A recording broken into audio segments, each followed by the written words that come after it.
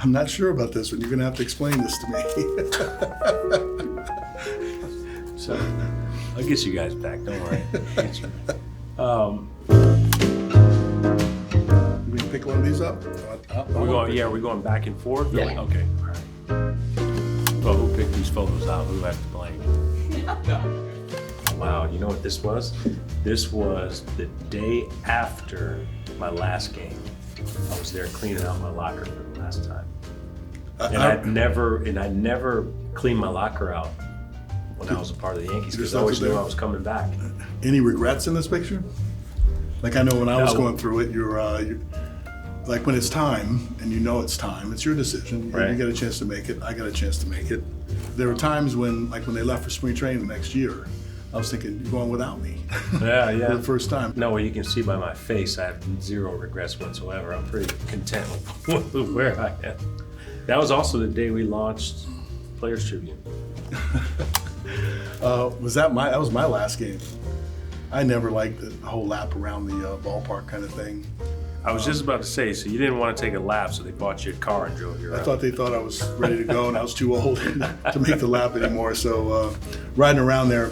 But the same feeling happens when you see the people in the stands. When you first start to run down, you're thinking, okay, let me get this over with. And then you're shaking hands really quickly. And then all of a sudden the moment grabs you and you see people that you know. Yeah. And that's been in that, you might not know them exactly by name, but you've seen them in that seat for the whole time. And it kind of brings that big celebration down to a more intimate, celebration, more personal. That's awesome. So that's cool. Remember this one, don't you? Oh yeah. That was in 2001, before President Bush threw out the first pitch. I remember walking to the cage, and it's about 100 yards, and it's lined with Secret Service. So everyone's asking us, were you nervous playing in the World Series? I thought it was the safest place on earth. Right. So we go down there, I see President Bush, and he's getting loose, and he's asking me whether or not he should throw the ball from the mound, in front of the mound. I said, you got to throw it from the mound. I told him, don't bounce it, because they'll boo you at Yankee Stadium. So he threw a perfect strike. But he was always prepared. Yeah. For most everything he did. So it doesn't surprise me that he was down there warming up. Oh yeah, he was getting loose. And he's got a good arm too. He does. The perfect strike. Man, look how young I was in that picture. Had a little hair there too. I'm sure we can find a picture of you I know. In the same. First coming up, I first looked at my glove because that usually gives you an indication of time. I had a basket web when I first went to shortstop. Wow, yeah. Right here, so I wouldn't get my fingers caught in the H web, which I had at third base. But Dad, great teacher of the game, he taught me about life through baseball. Like everything awesome. was an analogy to life through what you struggled, the struggles and your successes and how you handle your successes. That's a really good picture. That's awesome. We were teammates for the first 11 or 12 years. He never saw any of my amateur games because he was always away. Right. And in the minor leagues, first 14 years. So when we became teammates, he saw me every single day, which baseball took him away from me early and then reunited us in a major way. So That is awesome. fantastic. So I hosted Saturday Night Live. It's a skit, by the way. But I'd never been so nervous in my life that right before it went live, you have to walk down the steps and do the opening monologue. So they asked me to dress up as a woman, and I did. Hey, if you're gonna do it, you got to be all in, right? David Wells and David Cohn were dressed up as women as well, and I didn't know they were going to be there. So when they walked out, I just lost it. So it was one of the most. I have the utmost respect for all actors and actresses because this is something that I could never get comfortable doing, and I was completely scared to death. Did it once? Did it once. I applaud you for having the guts to go do it. For embarrassing myself. We're good. We had fun. We had a good time. Nice guns. Yeah. All right, here we go. Gotta hear about the cover of GQ, huh? I think 1984 it came out. I guess it was after the World Series they did the shoot. I remember that because I was thinking, what am I doing? I could come to New York and then taking, and the whole photo shoot lasted like 5 minutes. Is that right? It was because the guy said taking pictures of people that aren't models, all the other stuff you get after the first 5 minutes is a waste. Right. And he says, so I got the shot. I don't know about somebody holding that up. I don't have a recollection of that in the stadium. I have a recollection of Because your family members being just in, can't see them. Yeah, it could be. Being in the grocery store for the first time, wondering when the magazine was going to hit the things, and going into a grocery store, and all of a sudden you get the checkout counter, and you look down at the magazine rack, and it's you. So I don't know how they photoshopped it or filled it in, but it was one of the better pictures. That's pretty good. Explain this one. Well, first of all, a couple of things. One, when I was younger, everywhere I went, I had a Yankee jacket on because I wanted to be a Yankee player. The skiing part, evidently when you're learning how to stop, you're supposed to snowplow, I think that's what it's called. It looks like I'm following directions. So you learned to ski early. No, that's probably the only time I went skiing when I was younger. I wanted nothing to do with it. You see, I'm by myself.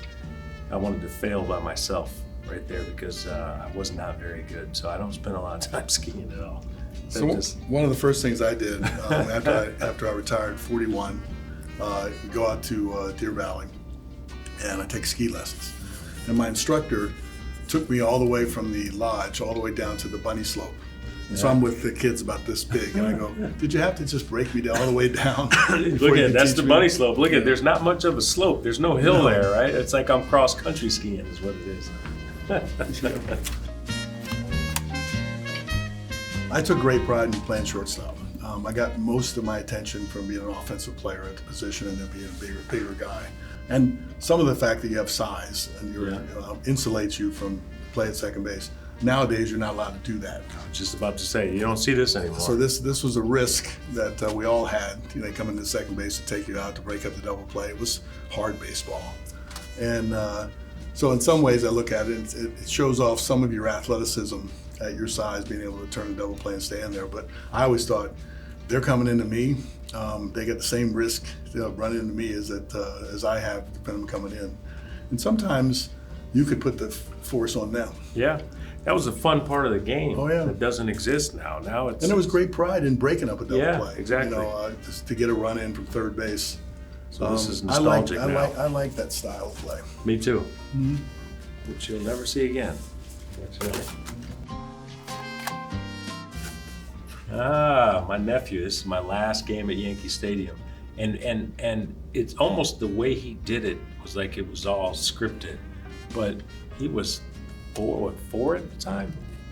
Three at the time. He was 3 years old at the time, and I just looked over to him, and he tipped his cap, and they captured it. Someone captured it on camera. So that's awesome. So it's all about family, right? Your last game at the stadium. It was kind of a magical moment, surreal moment, and I see that everywhere now. We're in the home stretch. I have Alan Mills, who you were as a teammate of yours, and I was a teammate of his. That's Arthur Rhodes behind there. Every once in a while on the field, you get all goofy, and I don't know if that was the kids' game or the parents' game. Is that a wiffle ball bat, or I think that's a real bat?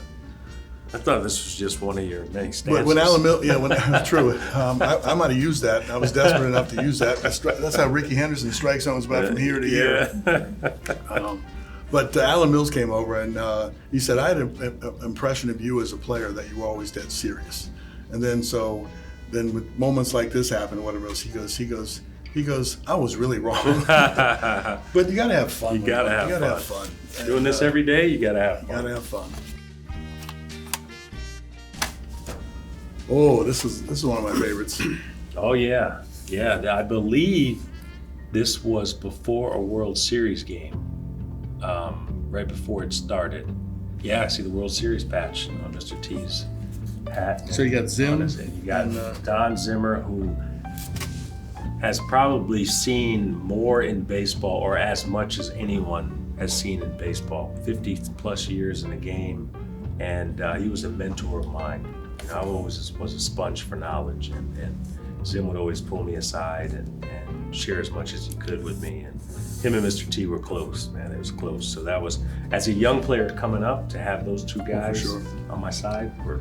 So of all that Zim has seen, he probably said a few times, "I've never seen that." You know, because we all, as much as you play the game of baseball, something will happen on the baseball field, and you go, "I don't think I've ever seen that happen." Exactly right.